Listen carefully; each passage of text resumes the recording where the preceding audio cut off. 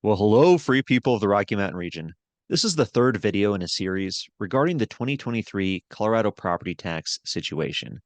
In the second part, Natalie Menten explained how to look up your property taxes, explained how your property taxes are calculated, and how you can find out which local governments are taking your property tax money. Well, Natalie, thank you very much for putting together this PowerPoint to explain mill levies and mill levy overrides. Mill levies affect nearly everyone in Colorado. And as you're going to explain, or I hope you explain, the key to lowering property taxes is really to understand how these mill levies work and can be lowered. That's right. And like you said, affect everyone because they affect not only the homeowner, but they also affect the renter. They affect commercial development, which then those costs are passed on to the consumers. So ultimately, yes, mill levies affect everybody. And so going into that, we've talked again about the assessor is the one who sets the property values, and you can protest that and go through a process there. But then the state is involved with setting the rate that is, and we'll show a picture here in just a moment, setting a rate. But then there's the mill levies, which is the local government end. So the first slide is just really a reminder of that. And there we go. So we've talked about the actual value before, and you take that times the assessment rate, which is set by the state legislature, and that gives an assessed value. Then that's where it comes down to the local end. That assessed value times the mill levy is what gives you the taxes due. So we hadn't really covered the mill levy part in a lot of detail, and thought it would be good to just kind of cover what that is. And basically, a mill in the easiest terms is $1 for each $1,000 of assessed value. And it breaks it out into that equation, which is then what ultimately you'll see on the property tax bill. And now, who sets the mill levy? We've talked about the state has a piece in the whole property tax big picture. The assessor does, but this mill levy is set by the local government. And that includes county commissioners, city councilors, special districts, which is the largest segment of local governments in Colorado, with roughly hanging around 2,900 of those, and they continue to grow and grow and grow. It's a very Lakewood, city of Lakewood is going to be adding on very likely another special district here in a few weeks. It's a very common body. And then also back to who sets the mill levy. School district mill levies definitely have to be considered. They are not as straightforward, straight cut as the ones I just mentioned. So we're going to go into that a little bit more. With the school district mill levies, the state really creates the law, and the school district is to abide by that with the mill levy and what somebody sees on their bill. And then also tying in, and we'll go into detail a little bit in just a moment, but one thing I do want to mention, because it's more often you'll see something like this probably on the local ballot, which November 2023 is a off-year election. That means that's when we're going to especially see these local government elections that take place. But a mill levy override is fairly common when it comes to a local ballot issue. So for anybody who's watching, if you recently changed your address, make sure you're registered to vote, because not only are you voting for candidates this November, but you're going to be dealing with local property tax ballot issues. And of course, we've got Proposition HH. So ballots go out automatically. A lot of people here in Colorado take that for granted, but if you do have any new viewers, they should know that it'll come out to them automatically, and to get their address changed now to ensure that they get their ballot. So when is this mill set? And how do we make change? Because that's what you and I have been talking about, Brandon, is how do we make a difference in what is going to show up on that property tax bill? How does that play into the candidates that are running for office? And the big overall picture of when is the mill set, so that you know to be chiming in at the right time. Mill levy discussions really begin about right now, even though the deadlines at the end, towards the end of the year. Mill levy really comes into the budget process. The government is determining midsummer through fall what the budget's going to be for the next year. If property taxes are one of the driving revenue pieces of the revenue overall picture, getting the message through to local electeds or candidates who are creating the budget that we expect some sort of property tax relief from them needs to be factored into the budget. Because as it stands right now, you and I have talked about skyrocketing property tax values. And there are protections in place, Taxpayers' Bill of Rights, and also the 5.5% cap, but that doesn't mean it's all the way across the board. So having this discussion about mill levies is really important because end of the day, there's average of about 40% increase in property tax values. That does not mean local governments should see a 40% increase in their revenue, because that is going to drive people out of their homes, is going to create pressure on families, seniors, just residential property owners, commercial property owners, to a point they will not be able to bear. So we need to be involved in this discussion, coming at it from all angles. So getting vocal now while they create the budget is important, because honestly, it doesn't make sense to wait until the budget's going to be passed in November. Somebody should be just chiming in now. And that simply comes down to there's just not many people that do speak up. They don't really understand all these pieces playing. I mean, you ask the average person, when is a mill levy set? And, they're going to look at you like, what are you talking to me about? So sending something as simple as an email to your local electeds, or even speaking during public comment. Every elected body is going to have, should have it. I mean, there's be very rare you'd find somebody who's not this way, a monthly meeting. And during that monthly meeting, there's public comment period. While they're determining this budget, you don't have to sit through all their budget hearings. All you got to do is show up, take 3 minutes of your time, either writing a letter or showing up at city council and saying, I expect property tax relief to be present from you, the elected body, on my January 2024 bill. And you all make this a public discussion and know that it's a priority for any of us. So the actual deadline, though, is when the governments will set this mill levy would be in the October and November time, because there is a deadline, December 15th of this year, where the local government needs to certify their mill levy to the county, because the county is like the collection spot for these. And the date for that December 15th times out basically, so when people get their January bill, that mill levy was set about a month prior to that. It should be noted that if anybody is expecting a TABOR refund, like we are here in Jefferson County, and I believe in Arapahoe County, I imagine several others, and that's just looking at like a county level because of the revenue increases, but local governments also, that TABOR refund can be reflected in a mill levy reduction, and that should be also like a public conversation. So those are the factors in the discussions that get discussed, should be discussed. And I want to make sure that this is very clear. I'm trying to keep it short.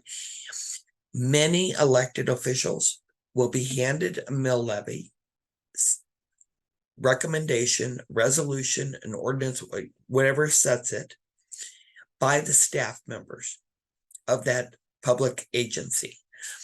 The staff members probably are not going to be as inclined to present a mill levy reduction, right? It's revenue coming into the government.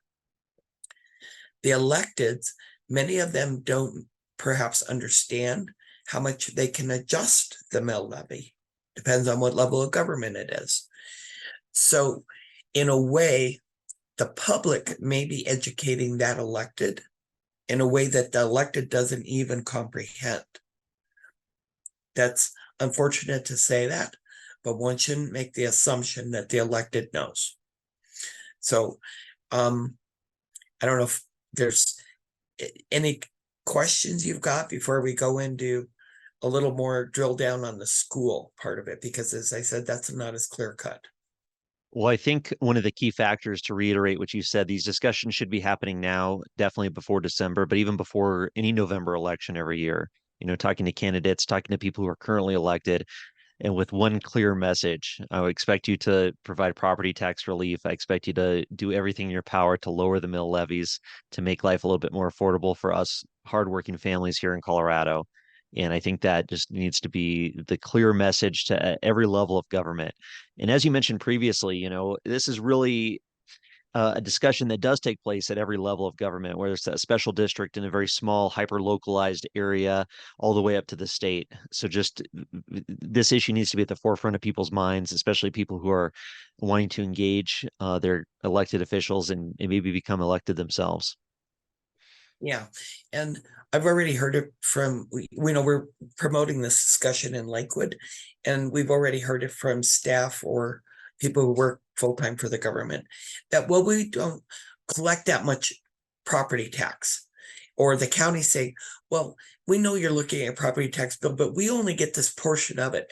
Well, that excuse by the government just doesn't fly, frankly, because it's just like them saying, well, the sales tax increase that we want you to pass, it's only just pennies. It's only pennies per day, or this is only this, $3 per week over here for this tax. It all adds up. So in the same way, when we expect property tax relief, whether it's a smaller collector, medium, or the largest one on the bill, like school district, whatever can be done should be done, because a 40% increase, assuming people don't take advantage of the TABOR protections, the 5.5 protections, don't have them available per legal whatever, all of that makes a difference. And if it means somebody else is able to put better food on the table for their kids, or buy the medical needs, cover their medical needs, whatever it may be, that relief just needs to be there. So yeah, you're right. Thank you. It's a discussion that starts now and works its way up, and talking about with other neighbors and saying, on next door conversations, or where, Facebook or social media, all of these different avenues, to just put the bug in people's ears, because they really just don't know all those options. So anyway, moving on with school mill levies. That gets more complicated. So again, school board directors make the decision. They actually set the mill levy, but they really have to be complying with, per their interpretations, everything that the state legislature is handing them. And there's been some questions about this. Basically, it comes down to, there was a recent law passed. If I take it to this next slide, it'll show you here. House Bill 20-1418 was passed by the legislature, and it affects property taxes because school funding is, in the past, like this scale here in the picture shows, there's a local share and then there's the state share. Over time, the local share was gradually getting smaller, the state share getting larger. State legislatures in 2020 said, we don't want that to keep occurring. We want to reduce state share and make more local funding, meaning property taxes at the local level would go higher because of the bill the state legislature had passed. So when we look at these compounding factors on where are we going with property taxes and how much are we able to afford, I wanted to bring up some of these other pieces, because the school part has just gotten, frankly, it's gotten messy. It's gotten messy to the point where school districts, in this example, I happen to locate, this is the Salida School District. Salida School District talking about the mill levy correction. And basically start property, and I couldn't determine the date, but I would say that this is in the last year, maybe 18 months since this article was published here. I could have probably dug further and found out, but it's relevant right now. They're talking about the mill levy correction, which is basically shifting that scale we were just looking at. So the local amount of property tax is going to go higher. It's now required by the state. And in some cases, some school districts actually are at this, what they call the goal amount. That's the level they got to get to. But some districts are not. They're not there. So they're being required now to increase property taxes, even if the elected body is not willing.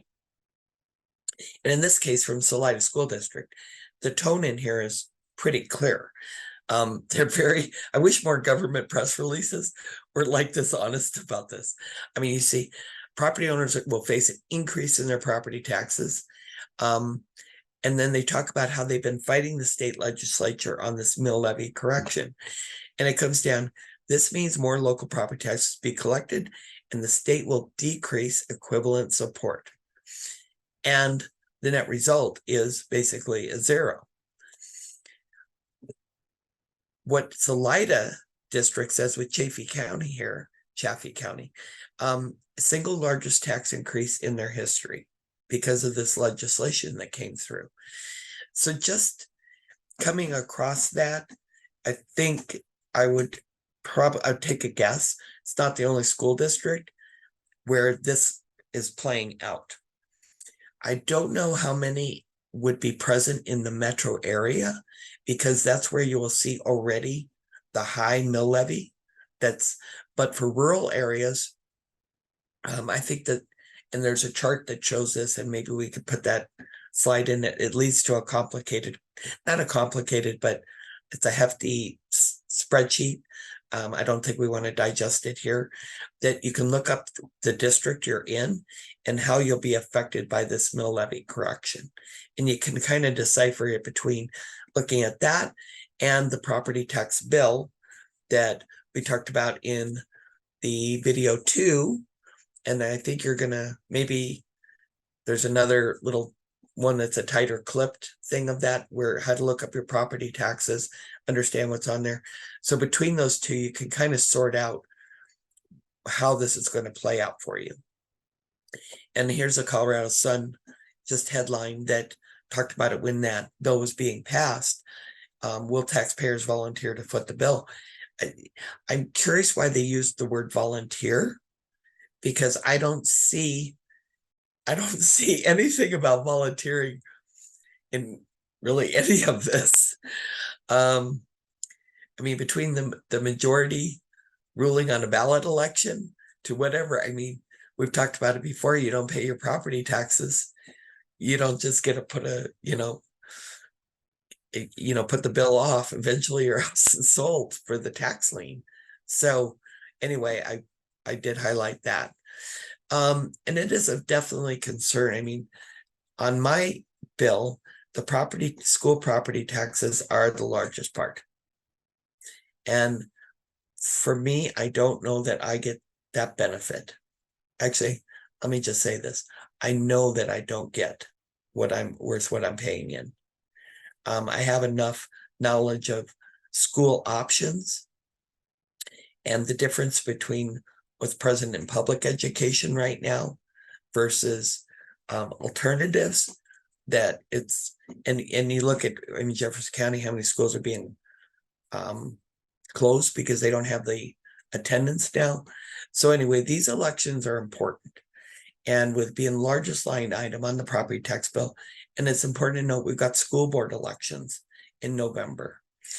And those elected school board directors should not only be listening to the parents they hear from about curriculum and performance. I mean, we all should be concerned about performance, but you really get down more curriculum, those parent-driven kind of things, that whoever's running for school board positions should be thinking about the community and, the effects of all of the property tax increases that we're seeing on the families, the businesses, all those property owners, commercial, again, passing it on. So I would say that most people don't get very excited about school board elections, but if there is a time to start doing it, it would be now, because there's got to be alternatives. And if they have more of the control in the state's hands, then it takes still school board directors who are willing to go down to the state capitol and to lobby for that local control in how the school is funded. We've seen, I'm not an expert on education, but there's certainly been enough public discussion about alternatives, charters, vouchers over the years that people really deserve more bang for their buck. And with the property increases potentially jumping double digits or more, that accountability should be there even more.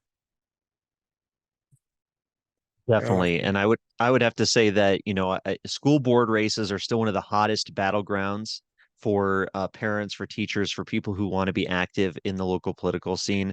I mean, the school battles and school boards has not gone away. It's only since 2020, we've saw a massive amount of parent and community involvement in what's been going on in these school boards across the state.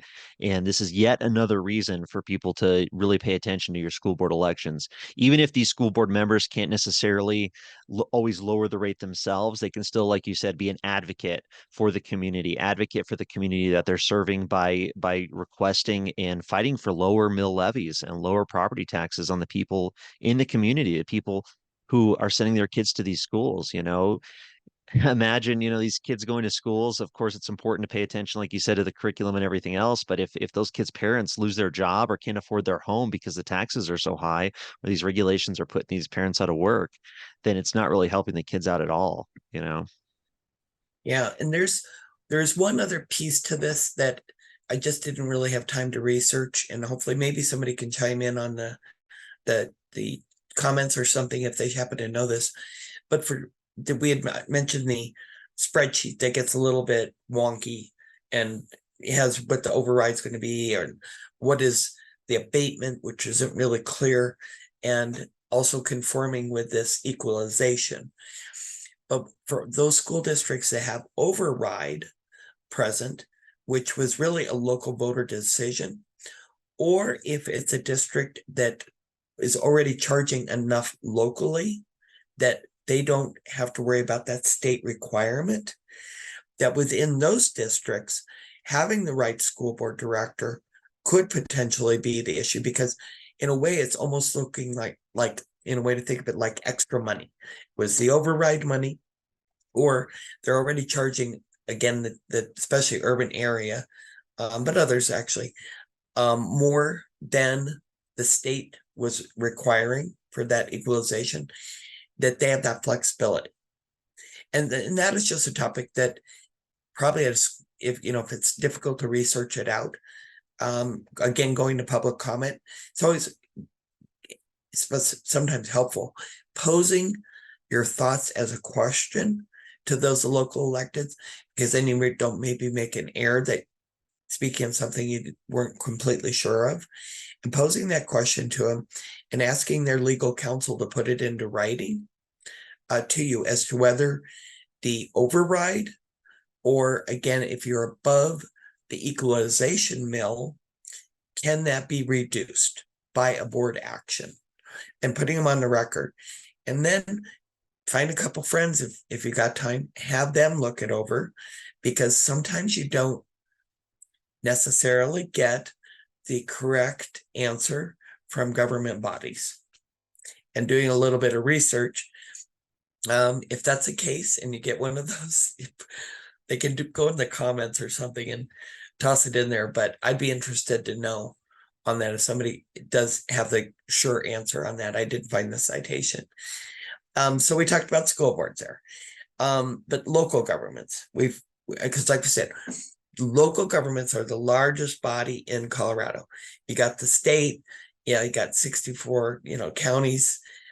City and county is variation in two. And then you have this multitude of special districts, cities, towns, all of these local ones. These ones, it's more clear cut. So it's on your property tax, like we covered in part 2, you've got all these different governments you're paying property taxes to. So unfortunately, that means, well, it means you have a lot of opportunity to reach out to different governments and share this message of lowering the property taxes. But it does mean a little more legwork too. But we have local elections for at least the cities, the schools. Many special districts are now converting to a November election. And yeah, just because they were having them in May, they were given ability to change it more and make it an easier switch to do that. So like last year, there were quite a few that I ran across that were switching to November for special districts. And you can run for these positions quite easily.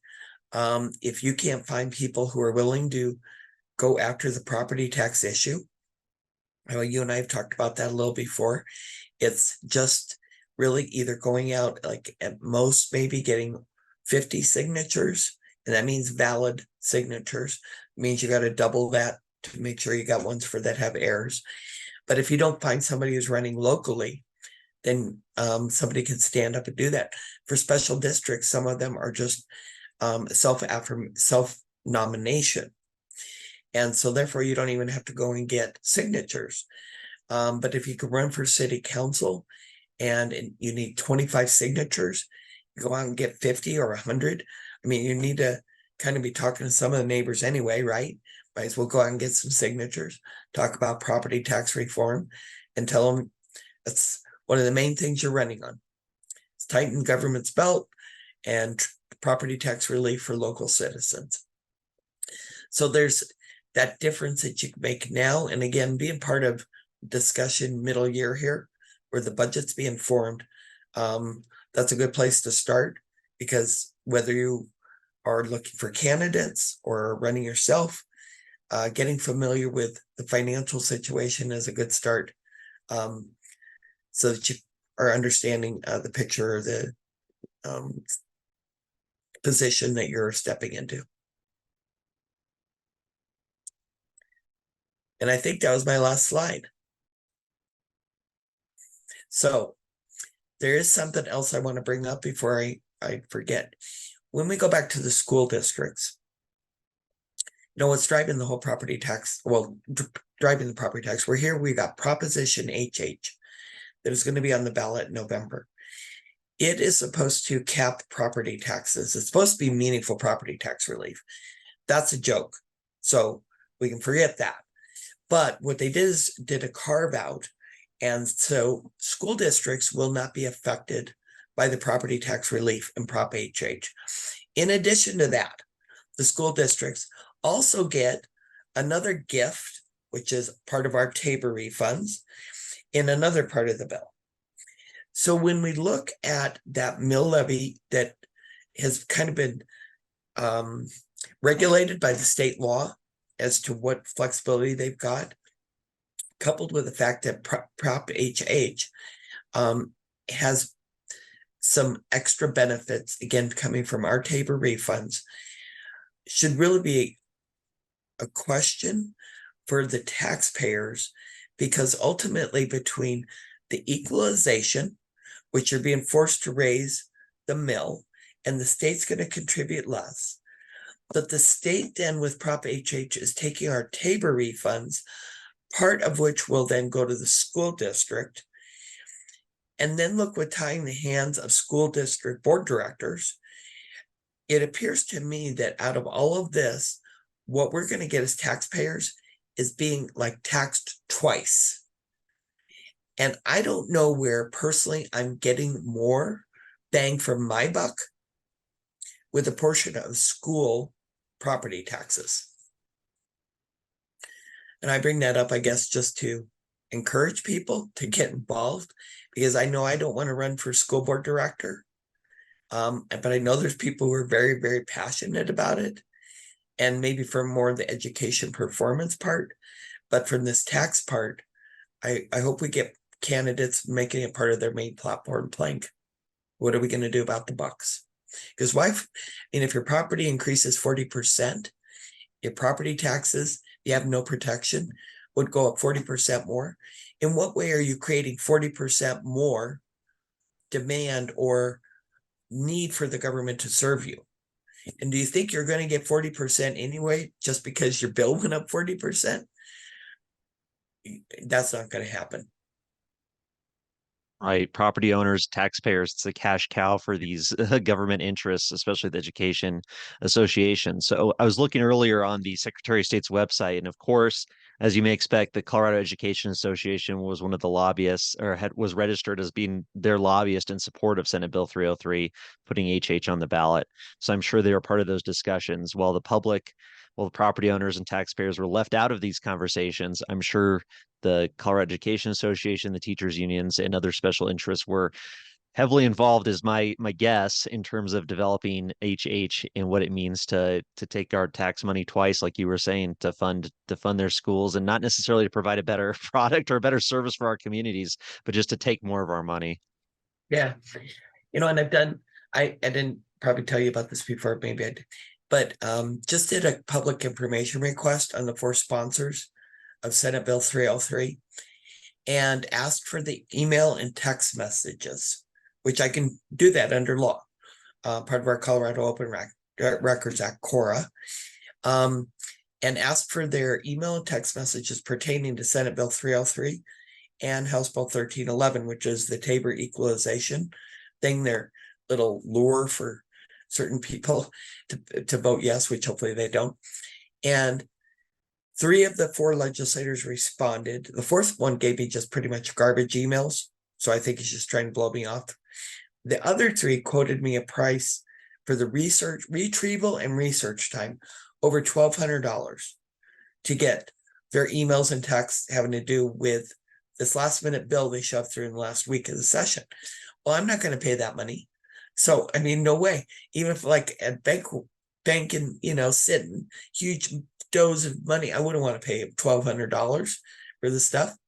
So what I did do is put out a message. And let me explain. So they said basically it was going to be like Chris Kennedy's email and text was going to be 24 hours of time to retrieve and look through them for legal stuff before giving them to me. And you got to pay $33.58 per hour under our state law. Keep in mind the state legislature is one that sets the rate per hour, and it's going to jump here pretty soon too with the rate of inflation to over $40 an hour, I think. So it's $33 and change per hour. The Chris Kennedy's was over 24 hours worth of time. Hansen was 6 or 7 hours. Fenberg 6 or 7 hours. So I said, I'm not paying for this. So what I did is I recruited volunteers, because under state law, you get 1 free hour research time. So now I have broken it down into where I've got the majority of the hours covered, and hopefully everybody will just get their free hour. And we're not paying a dime to the state. But if there's more people who want to volunteer and help me with that project, I would really love it, because then I can cover more days, and I'll give them the email message they got to send in and who they got to send it to. But the reason I'm explaining all of this is because what was the school district talking to legislators about with Senate Bill 303? What were these special districts saying about 303? I know I've talked to special districts, and I know that they got text or they got this message and this. So I want to see what they're going to provide in this core. So I'm right in the middle of that, and I could use about another dozen volunteers. And it is enjoyable. I mean, they could have just given me the information in the first place, but they wanted to play around. So we're going to play around. Okay. Well, great. I hope you get more volunteers to help out with that. Seems like they have a lot to hide. Maybe these conversations have been going on for months between these special interest groups and our state legislators. And of course, these state legislators are acting dishonestly, in my opinion, by waiting till the very end of the legislative session, allowing no time for debate, no time for discussion, no time for public input, uh, just doing all the behind the scenes work and then launching it on the tax on the legislature to force it on the taxpayers at the very last minute. So very dishonest. I hope your Open Records Act request is successful. I hope we can dig in and find out what these legislators have been scheming behind the scenes, what they're holding back from the public, and shed some light on it. Because I think this Proposition HH is going to be a total disaster for Colorado, our economy, our taxpayers, and our property owners, regardless of what they say. Well, as I heard, like, the main goal here is to eliminate TABOR. Yeah, property tax relief is the lure for it, but getting rid of TABOR is what it's about. I mean, there is really no sunset on it. It's 10-year, but the legislature just has to write something up and they get extended. So, I want to see if the emails include that. And to me, it's a win-win, because if they give me absolutely nothing, then okay, proves a point. So you ran this through so fast, nobody sent you an email or a text. That's what you're telling me, right? And if they give me this stuff, honestly, give me all the stuff, then I'm going to see something in there about how they're scheming to take away our taxpayers' Bill of Rights. So there's no win for them. And I hope they just make it simple and just give the records so I don't have to go continue on this. But we'll see. They could claim it's work product, which is a joke. Again, they're writing the laws. But if it's work product, it's all work product. And guess who you're working for? You're working for us. All right. It's like telling your boss, no, you can't see what I was working on. Are you kidding? Come on. Right. They're supposed to be representatives of the people. They're supposed to be a democracy here, right? As they proclaim so loudly. So how can the people be said to know what they're voting on, to who they're voting for, if they don't have the proper information provided to them, if these legislators keep hiding it? Yeah. And right now we're voting on it. So sure, they're sweet talking you, but or that people. But once they get it passed, let's hope God they don't. All right. But what if they do get it passed? I mean, they think the treatment's going to get better? No, I mean, they got a statutory change here. They can change whatever they want. They're not going to be transparent when they're running the bill, hearing the bill within the 7-day last minute period, making people jump and be cut off with discussion.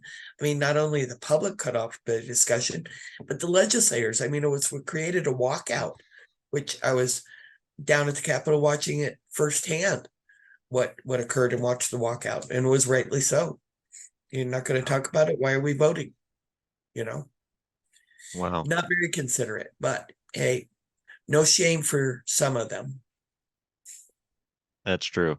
That's true. Well, Natalie, I'd recommend or request that maybe the next video we do, we can give an example to people out there of what the mill levy breakdown looks like for a specific community, maybe Jefferson County or Lakewood or somewhere there, to kind of break it down and show people the different pieces of what that mill levy looks like, so that they can kind of recognize it and get the broader picture for those interested. Oh, you know what we could do? This will be really good. There are some special districts. So when special districts are like metropolitan districts are formed, the city approves them like a parent. So the city is able to actually cap that mill during that process.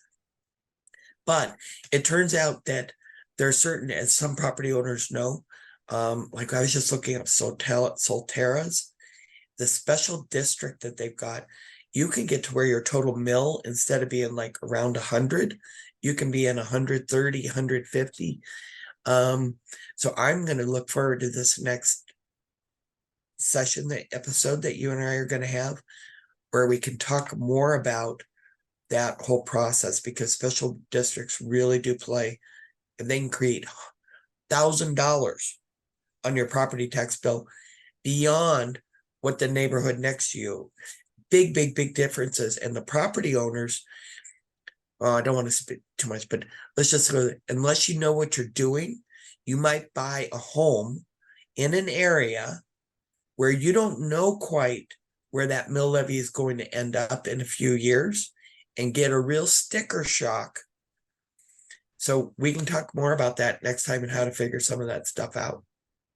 Perfect. Perfect. Well, anything else to cover on this segment? if anybody's interested in running, go check out what your local government, like city council, or the school district has. Is anybody declared for the office? Figure out where you live on your voter record. If you're not clear what district you're in, go to govotecolorado.com. You'll be able to look up your voter record. It will show you all of the special districts and things you will have on your ballot for elected. That's the easiest way to figure out all these governments that are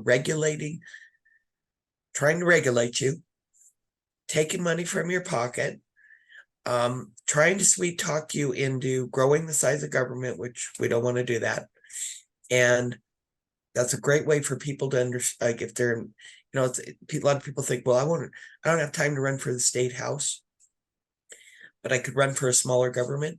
That's where you can. And again, looking up your voter record is a real good place.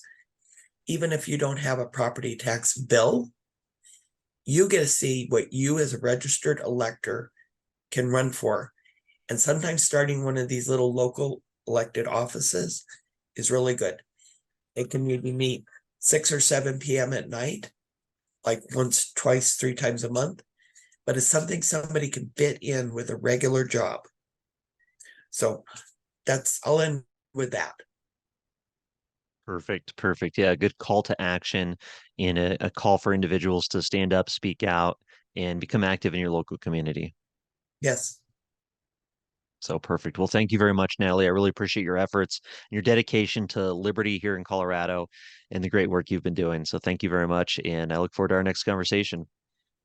Thanks for the video work and your help. Perfect. We'll talk to you then.